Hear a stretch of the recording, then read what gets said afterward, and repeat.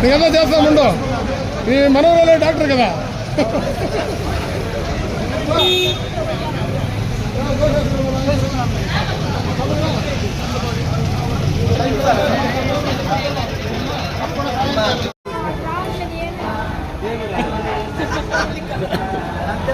మొదటి నుంచి ఏం లేదు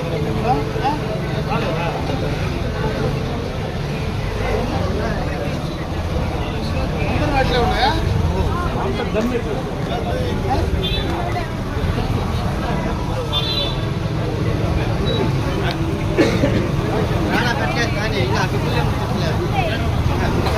నువ్వా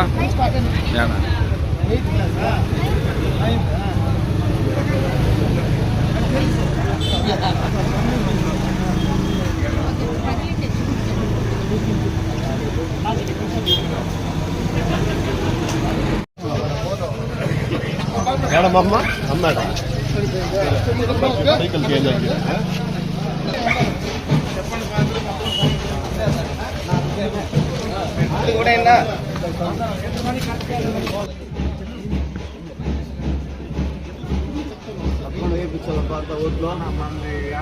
ఏడ పోవు ఈ పక్కలంతా అదే అందుకనే అమర్నాథ్ రెడ్డి గారు వచ్చినారు.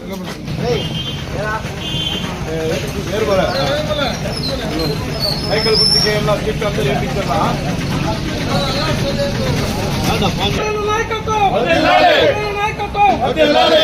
సైకిల్ గుర్తుకే, సైకిల్ గుర్తుకే, సైకిల్ గుర్తుకే.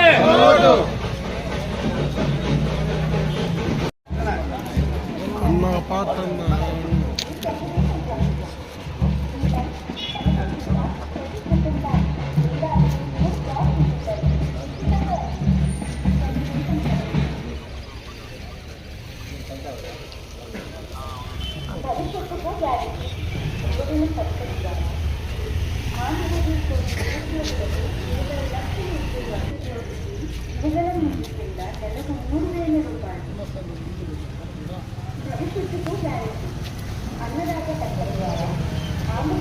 వెనకాల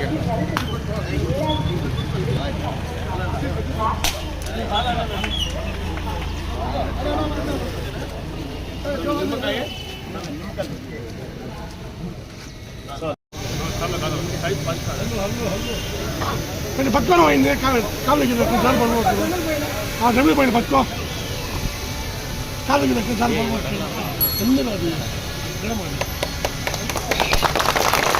అవరణకారి నాయకత్వం, అవరణకారి నాయకత్వం, అవరణకారి నాయకత్వం. జై తెలుగుదేశం, జై తెలుగుదేశం, జై తెలుగుదేశం. అధ్యక్షులు కాజాపేరి గారు ప్రసంగించాలని కోరుకుంటున్నాను. అందరికీ నమస్కారం, అస్సలాము అలైకుం. పిలవగానే వచ్చిన ఈ ప్రపంచనాన్ని చూసి ఈరోజు కొంతమందికి నిద్ర పడ్డదు. అదే అమరన్న పిలిపిస్తే ఈ ప్రపంచనాన్ని ఎవరి వల్ల తట్టుకోవడం కూడా కుదరదు. ఎందుకంటే అమరన్న అంటే బ్రాండ్, జగనన్న అంటే జై, జగనన్న అమరన్న ఫైట్. ఈరోజు మా అమరన్న గారు ఇంటింటికి తెలుగుదేశం పార్టీ కార్యక్రమంలో ప్రతి ఒక్కరికి కలిసి వాళ్ళ సుఖ సంతోషాలు బాధలు తెలుసుకొని ముందుకు సాగుతున్న ఇంటింటి తెలుగుదేశం పార్టీ కార్యక్రమానికి విచ్చేసిన అమరన్న గారికి స్వాగతం, సుస్వాగతం. ఇంటింటి తెలుగుదేశం కార్యక్రమానికి వచ్చేసిన మాజీ మంత్రివర్యులు అమరన్న గారు ఈ యొక్క కార్యక్రమాన్ని ఉద్దేశించి ప్రసంగిస్తారు. ఇంటింటి తెలుగుదేశం పార్టీ కార్యక్రమంలో భాగంగా ఈ జిల్లాని సర్కిల్లో ఈ కార్యక్రమం ఏర్పాటు చేసినటువంటి తెలుగుదేశం పార్టీ జనసేన నాయకులందరికీ కూడా హృదయపూర్వకంగా నమస్కారాలు తెలియజేసుకుంటున్నా. ఈ సందర్భంగా 2-3 విషయాలు మీ దృష్టికి తేవాల్సినటువంటి పరిస్థితి ఉందని చెప్పి తెలియజేసుకుంటున్నా. ఎందుకంటే పొలంనేరు పట్టణంలో ప్రతి ఇంటికి వెళ్ళిన సందర్భంలో ఈ మున్సిపల్ పరిధిలో గత ప్రభుత్వంలో చేసిన కార్యక్రమాలు కానీ, గతంలో ప్రతిపక్ష నాయకుడిగా జగన్మోహన్ రెడ్డి గారు నాకు ఒక ఛాన్స్ ఇవ్వండి, నాకు ఒక్కసారి అధికారం ఇస్తే నేను చేసి చూపిస్తానని చెప్పినటువంటి మాటలు ఒకసారి గుర్తు చేయాల్సినటువంటి బాధ్యత ఈ రోజు నా పైన ఉందని చెప్పి సందర్భంగా కూడా తెలియజేసుకుంటున్నా. ముఖ్యంగా ఏదైతే గతంలో పేదలు ఉండేటువంటి ప్రాంతం ఈ కాకాతోపు కానీ, ఈ ప్రాంతం మొత్తం కూడా గాంధీనగర్ కానీ, ఈ వార్డులన్నీ కూడా పేదలు ఉండే ప్రాంతం, ముఖ్యంగా మైనారిటీ సోదరీమణులు ఎక్కువ ఉండేటువంటి ప్రాంతం. ఇక్కడ వాళ్ళతో మాట్లాడినప్పుడు ఒక వీధిలోకి వస్తే దాదాపు ప్రతి వీధిలోన 10 నుంచి 15 మందికి ఈరోజు ముసలి వాళ్ళు, వికలాంగులు, వితంతువులకు గత ప్రభుత్వంలో ఇచ్చినటువంటి పెన్షన్లు ఈ రోజు రద్దు చేసినటువంటి సందర్భాన్ని ఒకసారి గుర్తు చేస్తా ఉన్నా. వాళ్ళతో మాట్లాడినప్పుడు మేము ఇదే ఇంట్లో ఉన్నాం, గతంలో 20-30 సంవత్సరాలుగా ఇదే ఇల్లు, ఇదే మీటరు, ఇదే ఊరు, అయితే గతంలో మాకు పెన్షన్ వచ్చేది, అయితే ఈ వైఎస్ఆర్ ప్రభుత్వం వచ్చిన తర్వాత మాకు పెన్షన్ ఆగిపోయిందని చెప్పినటువంటి సందర్భాన్ని ఒకసారి గుర్తు చేస్తా ఉన్నా. అందరికీ కూడా పేదలందరికీ న్యాయం చేస్తానని చెప్పినటువంటి ఈ ప్రభుత్వం కానీ, జగన్మోహన్ రెడ్డి గారు కానీ వాళ్ళందరికీ కూడా తీరని ద్రోహం చేశాడు. ఇదే ప్రాంతంలో చాలా మందికి గతంలో టిట్కో గృహాల కోసం దాదాపు 25,000 నుంచి 50,000 రూపాయలు ఇక్కడ ఉన్నటువంటి పేదలందరూ కూడా మున్సిపాలిటీలో డిపాజిట్ చేస్తే ఆ టిట్కో గృహాలకు సంబంధించి అక్కడ వాళ్ళ నేల ఏదైతే ఆ రోజు అలాట్ చేసి దాన్ని మనం ఫౌండేషన్ వేసామో ఈ రోజు దాకా దాన్ని మొదలు పెట్టకుండా అక్కడ వాళ్లకు ఇండివిజువల్ హౌసెస్ ఇవ్వడమే కాకుండా వాళ్ళు పేదలు రోజు కూలి చేసుకొని కట్టుకున్నటువంటి డబ్బులు ఈ రోజు దాకా కూడా మున్సిపల్ అధికారులు ఇవ్వకపోతే ఈ ప్రజాప్రతినిధులు ఈ రోజు దాకా కూడా ప్రశ్నించకుండా పోవడం నిజంగా కూడా దారుణం అని చెప్పి సందర్భంగా తెలియజేస్తూ, గత ప్రభుత్వంలో రోడ్లు వేసాం, ఈ ప్రభుత్వం వచ్చిన తర్వాత ఎక్కడ కూడా రోడ్లు వేసినటువంటి పాపాన పోలే. ఈ రోజు ఏదైతే గత ప్రభుత్వంలో శాంక్షన్ చేసి నేరుగా అక్కడి నుంచి కూడా ఈ రోజు మనం నిలబడుకునే రోడ్డు కూడా ఈ ప్రభుత్వంలో వేసిన ఉండేటువంటి రోడ్డును గుంతలు పూడ్చే కార్యక్రమం కానీ కొత్తగా రోడ్లు వేసేటువంటి కార్యక్రమం లేదు. దానికి నిదర్శనమే నా పక్కనే కల్వర్టు ఉంది. ఇది ఎప్పటి నుంచినో ఈ కల్వర్టు చూస్తే వాళ్ళు ఏ రకంగా దీన్ని చేశారు, ఈ ప్రభుత్వం అధికారంలో చేశారు అనేది క్లియర్ కట్ గా అర్థమవుతుందని చెప్పి సందర్భంగా కూడా గుర్తు చేస్తా ఉన్నా. ముఖ్యంగా మైనారిటీస్ ఉండే ప్రాంతం, ఇక్కడ మీకు అందరికీ కూడా ఒక కమ్యూనిటీ హాల్ గత ప్రభుత్వంలో శాంక్షన్ చేసి ఈద్గాలో తీసుకురావడం జరిగింది. ఆ ఈద్గాలో శాంక్షన్ చేసినటువంటి కమ్యూనిటీ హాల్ ఈ రోజు దాకా 4.25 సంవత్సరం ఈ ప్రభుత్వం అధికారంలోకి వచ్చింది. ఈ రోజు దాకా కూడా ఫౌండేషన్ ప్రభుత్వంలో ఏం చేశామో అక్కడికే ఆగిపోయింది. గతంలో ఎస్సీల కోసం కమ్యూనిటీ హాల్ తీసుకొచ్చాం, బీసీలకు ల్యాండ్ అలాట్ చేసి అక్కడ కూడా ఒక కమ్యూనిటీ హాల్ కోసం 50 లక్షల రూపాయలు శాంక్షన్ చేస్తే ఈ రోజు దాకా కూడా దాన్ని పట్టించుకునేటువంటి పాపాన పోల. అదే విధంగా ఈ పట్టణంలో ఎప్పటి నుంచినో ఒక టౌన్ హాల్ కావాలంటే ఆ టౌన్ హాల్ కోసం ల్యాండ్ ఫారెస్ట్ ఈ ఫిషరీస్ డిపార్ట్మెంట్ నుంచి క్లియరెన్స్ తీసుకొచ్చి దాదాపు 1,72,00,000 రూపాయలతో శాంక్షన్ చేసి జీవో కూడా ఈ రోజు దాకా కూడా ఫోర్స్ లో ఉంటే దాన్ని కట్టడానికి కూడా వీళ్ళు ఆలోచించేటువంటి పరిస్థితి లేదు. వీళ్ళు చేసే కార్యక్రమం ఒకటే.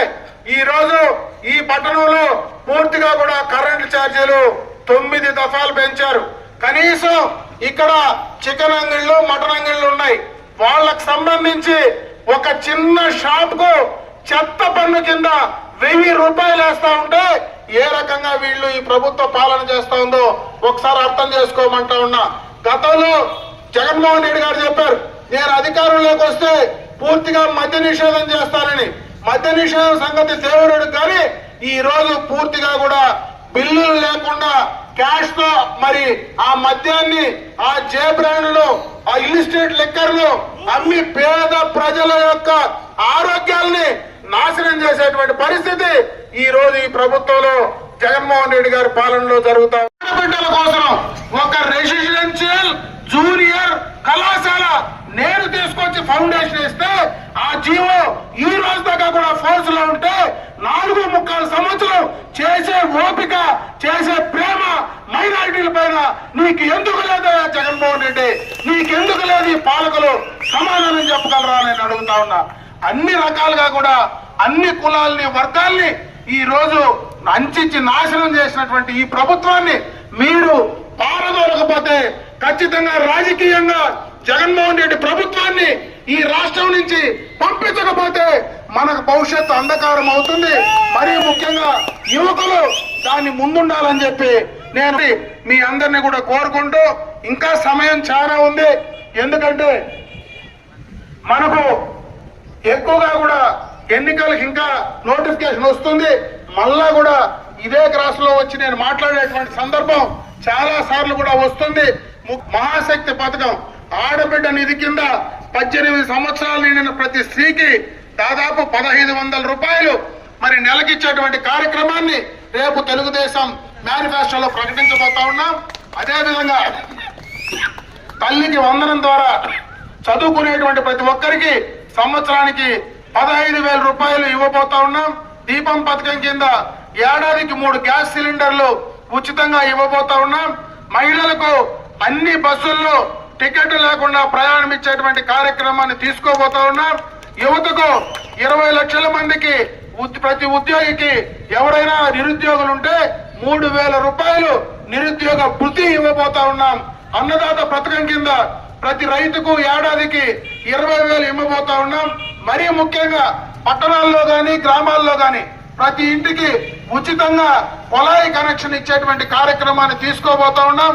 మరీ ముఖ్యంగా బీసీలకు ఒక రక్షణ పథకం, ఈ రోజు ఏదైతే ఎస్సీలకు ఒక రక్షణ పథకం కింద యాక్ట్ ఉందో దాన్ని కూడా బీసీలకు రక్షణ పథకం కింద యాక్ట్ కూడా తయారు చేసి ఇవ్వబోతా ఉన్నాం.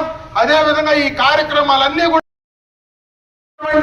జలాల్లో నిన్న ముఖ్యమంత్రి మరి ఓపెన్ చేసి కుప్పం నియోజకవర్గంలో రామకుప్పం కాడ టెంకాయ కొట్టి స్విచ్ ఆన్ చేయడం జరిగింది. నేను అడుగుతా ఉన్నా ఈ ప్రభుత్వాన్ని, ఈ పాలకులను, ముఖ్యమంత్రి గారిని, అయ్యా గత ప్రభుత్వంలోనే మేము నీళ్లు మరి దాదాపు వీకోట దాకా తీసుకొచ్చి మంత్రిగా నేను టెంకాయ కొట్టి నీళ్లు తీసుకొస్తే దాదాపు 472 కిలోమీటర్లు నీళ్లు గత ప్రభుత్వంలో తీసుకొస్తే 30 కిలోమీటర్లు నీళ్లు తీసుకురావడానికి నీకు 4.25 సంవత్సరం పట్టిందయా జగన్మోహన్ రెడ్డిని అడుగుతా ఉన్నా. అది కూడా అక్కడక్కడ కట్టలు కట్టి నీళ్లు రాకపోతే ఈయన వచ్చినప్పుడు ఆ కట్టలు దించితే ఆ నీళ్లు గబాన్ని కిందకు వస్తే నేను నీళ్లు ఇచ్చేశాను. మరి చంద్రబాబు నాయుడు 7 దఫాలు శాసనసభ్యుడిగా ఉండి కుప్పానికి ఏం చేయలేదని మాట్లాడితే ఇంతకంటే దౌర్భాగ్యమైన పరిస్థితి ఉందని అడుగుతా ఉన్నా. ముఖ్యంగా జగన్మోహన్ రెడ్డి ఒకటి ఆలోచించాలా, నువ్వు కుప్పంలో చంద్రబాబు నాయుడు గురించి మాట్లాడేది కాదు, ఈ రాష్ట్రానికి తలలేని మొండానికి 4.5 సంవత్సరాలు ముఖ్యమంత్రిగా సిగ్గుపడాలని వద్దని అడుగుతా ఉన్నా. ఈ రోజు నీకు ఈ రాష్ట్రానికి కనీసం ఒక రాజధాని కూడా తెచ్చే యోగ్యత లేనటువంటి నువ్వు ఈ రాష్ట్రాన్ని ఏ రకంగా పాలిస్తావో జగన్మోహన్ రెడ్డి చెప్పమని నేను అడుగుతా ఉన్నా. 3 రాజధానులు అంటూ ఉన్నావు, నువ్వు ఎప్పుడు 3 రాజధానులు తెస్తావు అని అడుగుతా ఉన్నా. ఇదే నీళ్లు హంద్రీనీవా జలాలు ఇక్కడికి రావాలంటే అక్కడ పోలవరం కంప్లీట్ అయితేనే నువ్వు హంద్రీనీవా జలాలు తీసుకురాగలవు. కనీసం ఆ జ్ఞానము కూడా లేకుండా మిడిమిడి జ్ఞానంతో అక్కడ పోలవరాన్ని గాలి కొదిలి ఇక్కడ నేను కుప్పానికి నీళ్లు తీసుకొచ్చినానని మాట్లాడేటువంటి పరిస్థితి ఉంటే నిన్ను ఏ రకంగా ముఖ్యమంత్రిగా పెడితే ఈ రాష్ట్రం ఏ పరిస్థితులకు పోతుందో ఆలోచించుకోమని చెప్పి నేను ఈ సందర్భంగా అడుగుతా ఉన్నా. ముఖ్యంగా పట్టణాల్లో చాలా విఘ్నత కలిగినటువంటి ఓటర్లు ఎంతో మంది గత ప్రభుత్వంలో ఉద్యోగస్తులందరూ కూడా నాకు ఒక్క ఛాన్స్ అంటే జగన్మోహన్ రెడ్డిని చూద్దాం, రాజశేఖర రెడ్డి కొడుకు కదా మనకేమైనా చేస్తాడు అనుకున్నారు. ఈరోజు మైనారిటీ సోదరులు ఉన్నారు, ఎస్సీ సోదరులు ఒక్కసారి అడిగితే చూద్దాం వాళ్ళ తండ్రిలాగా చేస్తాడని అనుకున్నారు.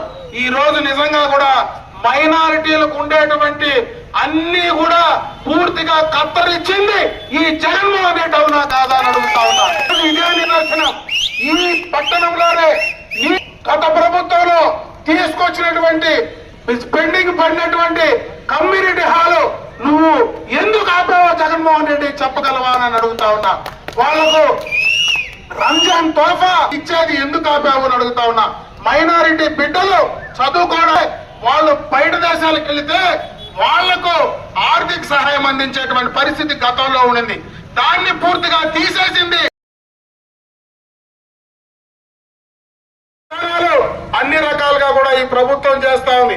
ఎవరైనా మాట్లాడి ప్రశ్నిస్తే వాళ్ళ పైన కేసులు పెడతారు.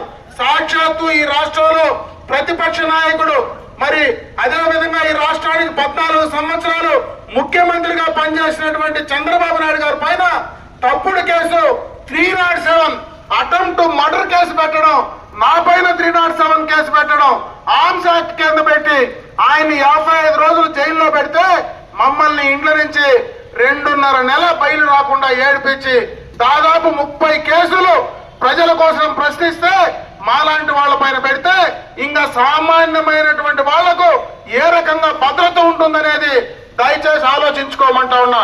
ముఖ్యంగా యువకులు ఉన్నారు, ఈ రోజు ఫస్ట్ ఓటు వేసే వాళ్ళు ఉన్నారు. మీరు పూర్తిగా ఆలోచించాల్సినటువంటి సమయం వచ్చింది. ఇదే పట్టణంలో ఈ ప్రభుత్వం అధికారంలోకి వచ్చిన తర్వాత కనీసం ఒక పెట్టుబడైనా తీసుకొచ్చారని అడుగుతా ఉన్నా. గత ప్రభుత్వంలో నేను మంత్రిగా ఈ పట్టణంలోనే మరి ఏదైతే అక్కడ మన పలమనేరు బైపాస్ రోడ్డు వస్తే ఆ బైపాస్ రోడ్డు పక్కన ఆటో నగర్ తీసుకొచ్చి ఈ రోజు ఎంతో మందికి అక్కడ ఉపాధి అవకాశాలు కలుగుతూ ఉన్నాయి.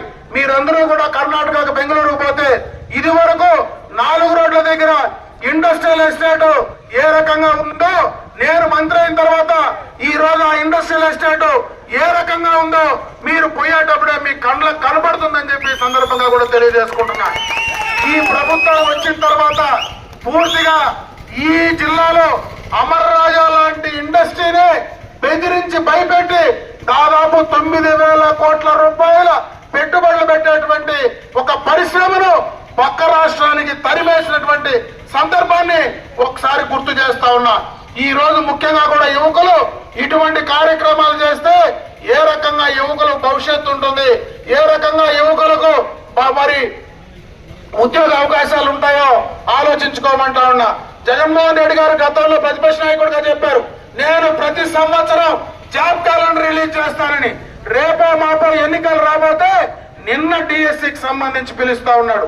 అంటే ఎంత చిత్తశుద్ధి ఈ ప్రభుత్వానికి ఉంటే ఈ సమయంలో దాన్ని పిలిచే ప్రయత్నం చేస్తాడని చెప్పి నేను అడుగుతున్నాను.